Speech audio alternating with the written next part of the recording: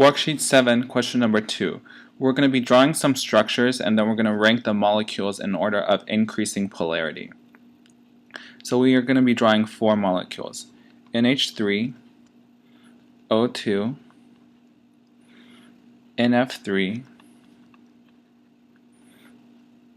C2H5OH. So let's draw NH3 first.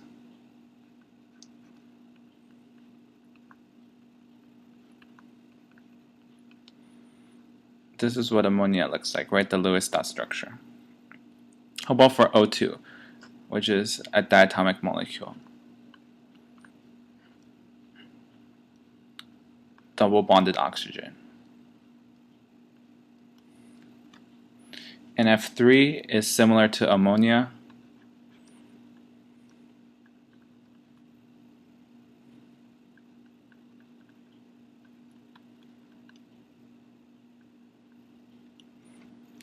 And for the last one, C2H5OH is going to be 2 carbons connected to each other by CH3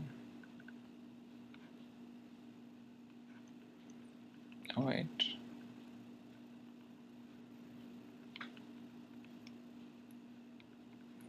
Okay, we've drawn all 4 structures. Now let's calculate the electronegativity differences in the bonds to determine if it's going to be polar or nonpolar. So nitrogen has an electronegativity difference of, nitrogen is more electronegative, right? It has an electronegativity of 3. And then hydrogen we know has 2.2, so 0.8. So is this molecule going to be polar? It is. There is a resultant dipole, right? So this is a polar molecule. Oxygen. The electronegativity difference is going to be 0, right? Because it's the same 2 atoms. Their electronegativities are the same. So this is going to be nonpolar.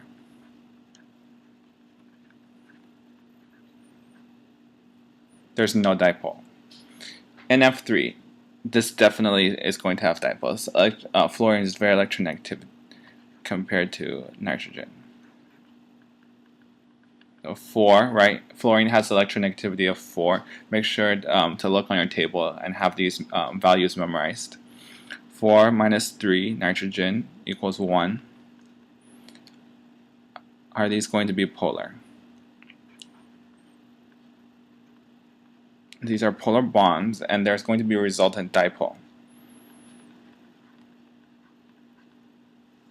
And lastly, for this molecule, we actually have several kinds of bonds. The CH bond, let's see what the electronegativity difference is. So carbon has electronegativity of 2.5. 0.3. So although this might seem like there is electronegativity difference, in practice, this difference is actually essentially 0, so we consider the CH bond nonpolar. Okay, let's see, the CC bond.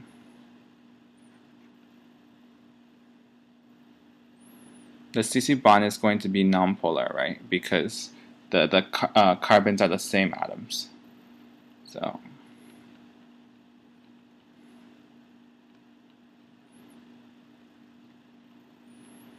okay, how about for the CO bond? So carbon or oxygen has 3.5.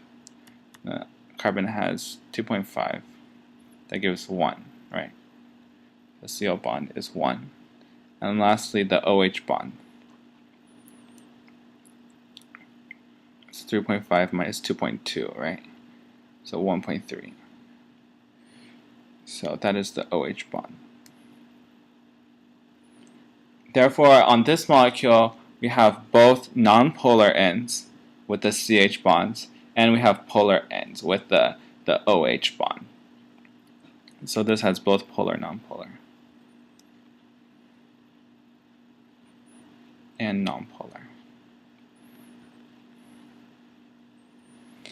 Which one do we think is going to be the most polar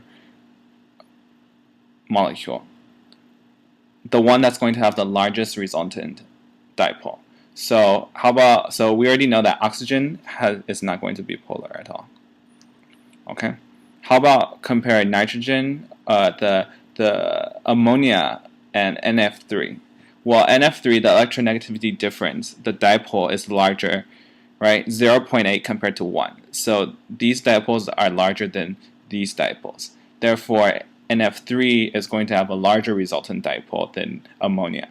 Therefore, NF3 is going to be more polar than NH3. The C2H5OH molecule, that's going to be slightly polar, but it's not going to be as polar compared to ammonia, right? Because it has both nonpolar and polar.